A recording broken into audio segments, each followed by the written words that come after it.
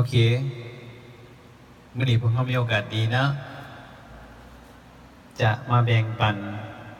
การบันทึกเสียงอยู่ในตัวของ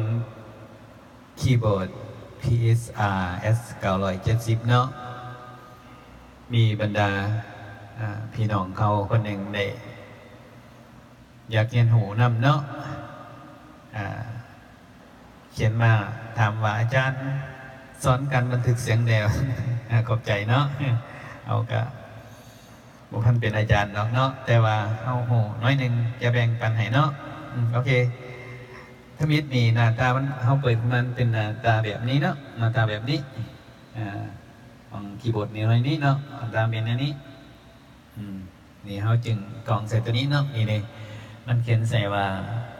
USB Audio Player นี่เดี๋ยวนี้เขาอยากไปบันทึกเสียงเลยว่าเขาปีเสียงมันเนาะเขาเอามือไปกดลงรถตัวนี้กดลงตรงบนว่า USB Audio Player นี่เนาะนี่กดให้เบิ่งนี่กดปั๊บลงทีเดียวแล้วเลื่อนมาเป็นหน้าจอเป็นในนี้หน้าจอนี่หน้าจอเป็นในนี้หน้าจอเป็นในนี้เนี่ยหน้าจอเป็นในนี้ว่าท่านได้ copy ยังดอกอันนี้มันขึ้นมาเป็นอย่างนี้มันก็มีบอกว่า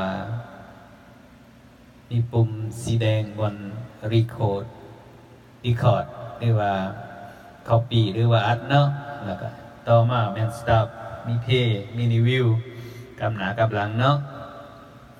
ซึ่งบ่ทันได้บอกต่อไปเฮาสิมาบันทึกเสียงมันเนาะลืมบอกไปทำยิดนั่นเขาสีรีคอร์ดเขา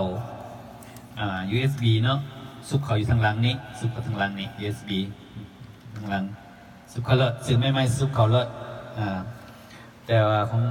พวกเขานี่เขาปีมาหลายอันมันสิอยู่ในเบอร์12ละมันสิบอกเราอยู่ใน USB นะถ้าเขาซื้อไม่ซุปเขามันสิเขียนใส่ Audio 00ไปเลยนะบอทันนี้คอร์ดโอเคเขาอยากเข้ามารีคอร์ดเนาะเขาก็เอามือไปกดบนเนี่ยปุ่มไต่ปุ่มสีแดงลงมานี่เนาะกดตัวนี้เนาะกดในเบิ้งมันสีเปลี่ยนหน้าจอมันสีเปลี่ยนนี่กดลงมันสีเปลี่ยนอย่างนี้เนี่ยมันสีเขียนใส่บนว่า waiting หรือว่ารอถ่าแล้วก็บนสัญญาณไฟมาบนเพจนี่อันนี้แหละบนว่าที่เฮาจะรีคอร์ดเนาะเดี๋ยวนี้ก็เฮาสีรีคอร์ดนี่เฮาสีเฮ็ดเป็นตัวอย่างนี่คีย์บอร์ดให้เบิ่งเก่งหน่อยเนาะโอเคเฮาพร้อมแล้วว่าซั่นซะกดตัวนี้ลงก่อนเนี่ยกดลงบาดนึงปั๊บลงโหลดเนี่ยมันก็เป็นเขียนมาว่ามันเขียนใส่ record เนี่ยมันไม่รีคอร์ดเฮาแล้วกดเสียงเฮาแล้วโอเคผู้ขาสิบีบเสียงคีย์บอร์ดให้เบิ่งจังหน่อยเนาะปืมใส่เบิ่ง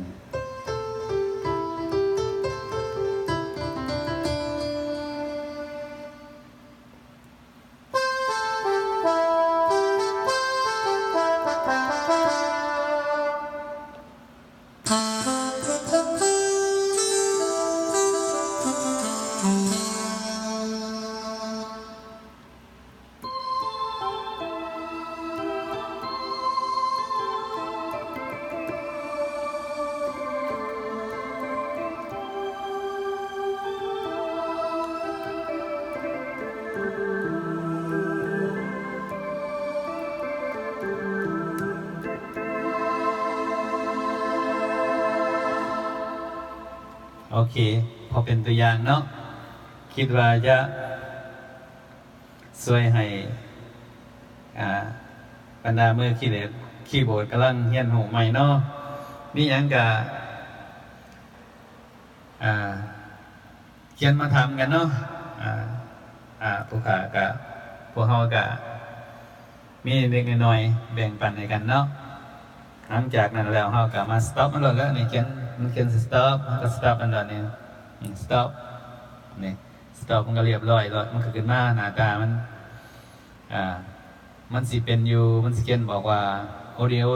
13ของผู้ขาใส่หลายเทื่อแล้วของเฮาพอใส่หลายเทื่อแล้วอันนั้นถ้าจะใส่เทื่อนึงถ้าบิดซื้อใหม่ๆเนาะของ USB มันสิเขียนใส่ว่าโอริโอ01 หลดมาให้ประมาณมือ1 หลดนะ1 2 3ไปอาจจะอัดไล่เถื่อมากกว่าเขาไปไล่เถื่อเนาะ1 2 3 4 หาไปเรื่อยๆแต่มันบรรจุได้หลายปันไดอยู่ใน USB เนาะโอเคหวังว่าจะเป็นจะช่วยให้แบ่งปันในการแบ่งปันจะช่วยให้ความรู้นิดหน่อยของผู้ที่ต้องการอยากรู้เนาะโอเคเอาไว้โอกาสหน้าเนาะมีหยังก็เชิญมาถามกันขอให้พระเจ้าอวยพรน้องนุ่งหรือว่าเพื่อนฟุ้งที่ได้ถามมาเนาะขอบใจหลายๆบ๊ายบาย